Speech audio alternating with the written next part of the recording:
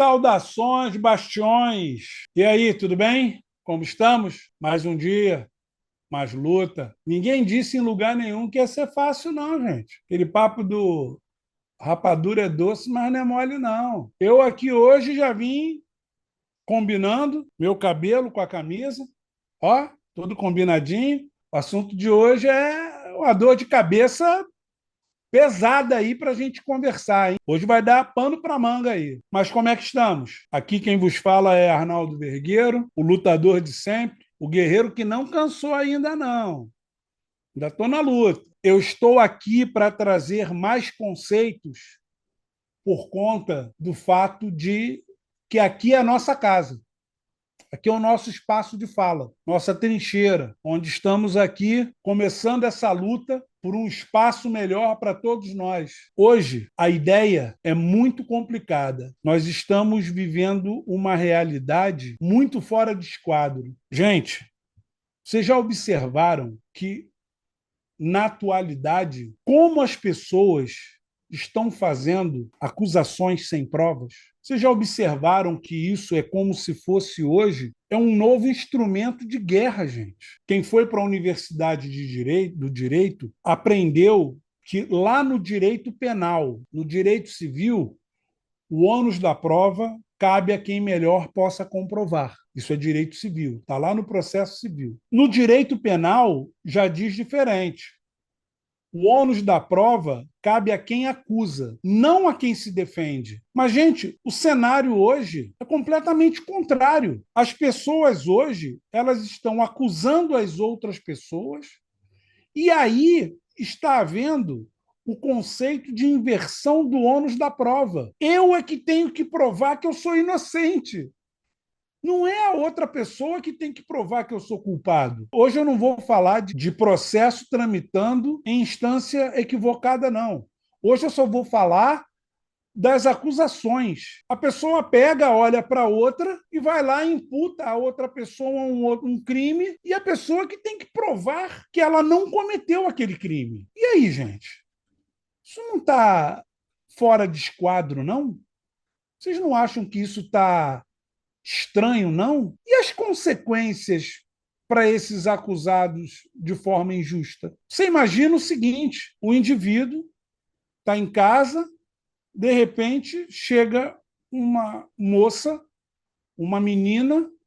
Gente, vamos separar uma coisa aqui, antes de eu entrar nesse tópico. Eu não estou aqui dizendo que esses crimes não existam na realidade. Não.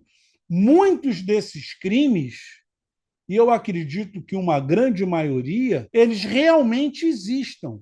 O que eu estou querendo dizer é que hoje existem pessoas que acusam sem provas, e é um exemplo clássico. Para um carro de polícia na minha porta, desce uma menina, aponta para mim e diz: foi ele. E aí? Não é ela quem precisa comprovar a minha culpabilidade. Sou eu que preciso comprovar a minha inocência. Existe um projeto de lei tramitando na Câmara. Esse projeto de lei não se fará necessário o corpo de delito. Apenas a palavra da pessoa que sofreu, ou melhor, que está dizendo que sofreu uma ação, só a palavra dela vai bastar. Outro dia eu escutei uma funcionária pública dizer o seguinte: não, num caso de agressão contra a mulher, só a palavra da mulher já se faz suficiente para investigar. Até aí eu concordei. Agora, daí ter a palavra dela, que é uma prova meio, sendo vista como uma prova fim, isso aí vai contrariar o que eu aprendi na faculdade. Por quê? A palavra da pessoa é importante? Sim, muito importante, mas não é o suficiente. A pessoa precisa juntar provas mais robustas. Ah, e se não tiver? Ah, condena. E aí? Como é que fica a reputação dessa pessoa? Eu estou falando dos casos, gente. Volto a dizer, não confundam. Estou falando dos casos onde as pessoas acusam uma outra pessoa de forma leviana apenas por vingança. Como é que fica isso? Como é que se desenvolve? Aquele cara ali, ó, tá vendo? Ele bateu na mulher dele. Tá vendo aquele cara ali, ó? É um estuprador. E aí? Só tem a prova meio, que é o depoimento de alguém. E aí? Como é que ficam essas famílias arruinadas? De repente, apenas pelo fato de uma pessoa, eu quero me vingar de fulano. E depois que o cara é de forma comprovada, é visto como inocente. Aí, pô, legal, agora eu sou inocente. Não, você é inocente? Não. Viram que você não cometeu o crime. Aí você vai dizer, ué, mas isso não é inocência? Moralmente, não. Moralmente, você foi condenado à prisão perpétua. Você vai carregar esse título com você para o resto da sua vida. É o tipo da mácula que não vai sair nunca mais. As pessoas mais antigas, que é o meu caso, nós comíamos jamelão. Jamelão batesse na roupa, manchou, não sai mais. É a mesma coisa. O cara está fadado a carregar aquilo ali o resto da vida. E aí, nós dizemos, isso também quem fala é a nossa Carta Magna, está lá nos nossos direitos e garantias, o reparo deve ser proporcional ao agravo. Qual seria essa medida proporcional a esse agravo? Eu não consigo ver. Nem moralmente ele vai carregar essa mácula para o resto da vida. E aí a pergunta é a seguinte: a pessoa que foi lá e denunciou, fez, no caso, uma coisa que é prevista por lei, que chama-se denunciação caluniosa. E aí a pergunta que eu faço é muito simples. A pessoa, quando responde por denunciação caluniosa, esse crime vai ser proporcional ao crime que a pessoa foi acusada? No máximo, vai passar na rua e vão dizer assim, ó, tá vendo aquele ali, ó?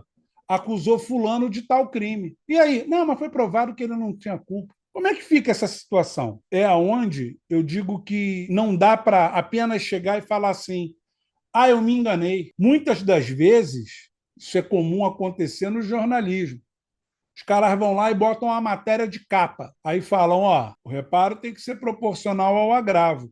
Aí o nego vai lá e dá uma nota no meio do jornal. O lucro que se tinha com a venda de jornais e essas informações, essas notícias que não passavam de calúnias, vendiam uma fábula, vendiam muito jornal. E aí, quando pagavam a indenização era paga com dinheiro de troco do valor que foi arrecadado por conta da venda daquele jornal. E aí você começa a entender a realidade da coisa. Você começa a ver de perto como a coisa está funcionando. É uma coisa que eu já falei aqui e vou repetir. Até onde a pena é vista como um pagamento para a sociedade daquilo que o indivíduo cometeu como delito, e a partir de onde que isso deixa de ser uma pena e passa a ser uma vingança. No momento em que eu relato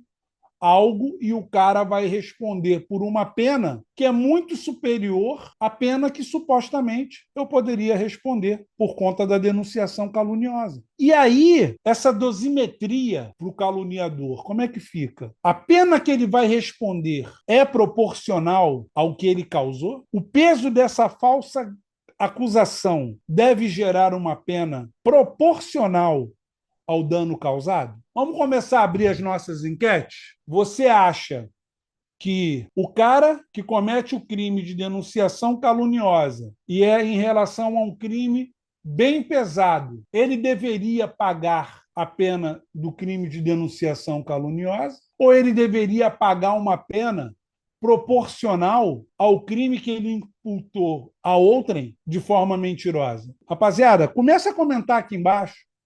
O que vocês acham? Esse cara não deveria pagar por uma pena proporcional àquilo que ele causou? Essa tal liberdade de expressão vista dessa forma, ela não está de forma premeditada acabando com uma série de conceitos nossos? Eu já vou falar em 2 casos concretos aqui. Outra enquete. Vocês não acham que o sistema jurídico ele não precisa proteger essas pessoas que são inocentes? Sabe por quê? Porque uma vez que o indivíduo sabe que ele vai falar o que ele quiser e a pena não será proporcional, ele não vai ter medo de falar, de fazer alguma coisa. Ele vai falar o que ele achar que deve falar, ele vai fazer o que ele achar que ele deva fazer. Vocês não acham que o sistema jurídico deveria proteger essas pessoas? Hoje não protege na teoria, que dirá na prática. Nem pensar. As pessoas que acusam de forma mentirosa, caluniosa, as pessoas que acusam uma outra pessoa de um crime e que fica comprovado que essa pessoa não cometeu aquele crime. As penas não deveriam ser proporcionais às acusações mentirosas? Responde aqui embaixo, compartilha aqui, comenta aí com a galera, manda isso aqui para algumas pessoas, manda para novos bastiões, vamos trazer novos bastiões para discutirmos se isso não faz sentido. E aí, de repente, vocês vão falar assim, pô, tá, mas caso concreto disso aí, vamos lá.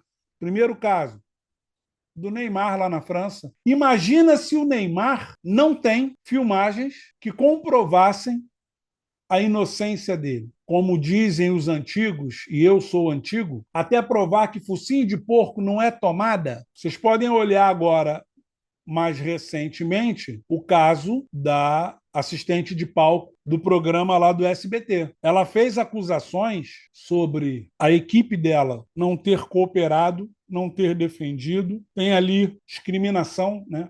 Tem racismo ali. Esses crimes são pesados. E aí o apresentador veio e mostrou provas cabais da inocência dele. Nesse caso, em específico, a situação é bem diferente, porque o fato se deu em 2016, crime que eu entendo que só surgiu em 2018, e a lei só retroage quando ela é benéfica, quando ela é maléfica, ela não retroage. Eu acho que agora o Ministério Público pediu para apurar ali uma série de coisas, mas eu acho que não, isso não vai adiante. Mas o centro do pensamento aqui é: e se essas pessoas não tivessem provas, elas não tivessem instrumentos que comprovassem a inocência deles? Como é que ficaria? Aí, de repente, você pega esse cenário todo e vai dizer assim: tá bom, Renan. Mas você fala que, pô, o último bastião, porra, é um espaço que as pessoas têm para falar. Tá, você aqui comentou algumas coisas. E o que que isso tem a ver com o espírito do canal? Aí eu vou dizer a vocês, tem muita coisa, sabe por quê? Porque quem tem que mudar essas regras é o poder legislativo. É o legislativo que tem que chegar e gerar penas mais severas para aqueles que, de forma caluniosa, vierem a acusar alguém. Porque nós precisamos proteger as pessoas de bem. E hoje as pessoas de bem, elas estão expostas. Por que elas estão expostas?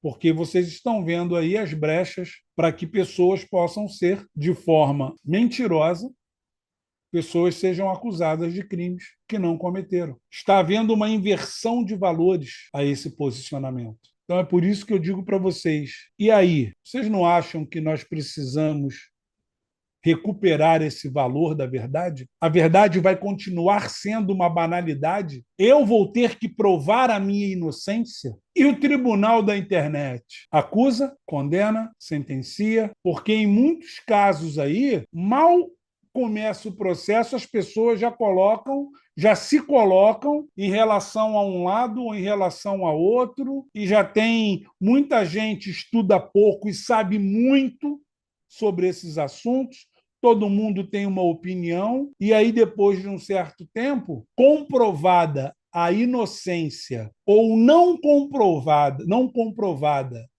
a culpabilidade, aí é o que a gente aprende lá do latim, o indúbio pro réu. E o que é pior, é o cara ser considerado réu. Porque é uma coisa que eu sempre digo, pior do que a gente parar e observar uma situação bem complexa, aí as pessoas vão imaginar, porra, você no final de um processo desse, onde você é acusado de forma leviana, pô, você ser absolvido, pô, é um alívio, né? Não, não é não. Porque a dor que eu vou carregar durante o período do processo a dor que eu vou carregar depois, mesmo que inocentado, essa dor, gente, não sai nunca mais. Então, vocês não acham que o legislativo precisa se mover em relação a isso, a provocar um debate onde pessoas que acusem alguém de forma leviana sejam responsabilizados de forma proporcional àquilo que elas estão causando aos outros? Porque aí ela vai pensar duas vezes, pô, eu não vou conseguir provar que fulano cometeu tal crime. E aí quem vai pagar a pena sou eu. Então, gente, vamos refletir sobre isso, vamos conversar sobre isso. Se vocês pararam para observar, esse é o tipo do assunto que tem a ver com política e independe do lado extremista que o indivíduo esteja. É uma coisa que a gente tem que pensar. É o tipo da situação que pode pegar a qualquer um de nós a qualquer momento. E para que você seja protegido, blindado de uma situação onde você possa ser acusado de forma injusta, que é uma denunciação caluniosa, o Congresso Nacional tem que proteger a gente. Por isso, nós voltamos ao nosso conceito inicial. Os bastiões precisam pensar sobre esse assunto, refletir sobre essa ideia e fazer o que tem que ser feito. Como diria o Chapolin Colorado, junte-se aos bons. E os bons são os bastiões. Gente, muito obrigado por me ouvirem. Este que, ao final, assina por este documento chama-se Arnaldo Vergueiro. Saibam que é um prazer tê-los na mesma trincheira, lutando como os bastiões lutam, incansavelmente. Um beijo, gente. Tudo de bom. E vamos que vamos. Tchau, tchau.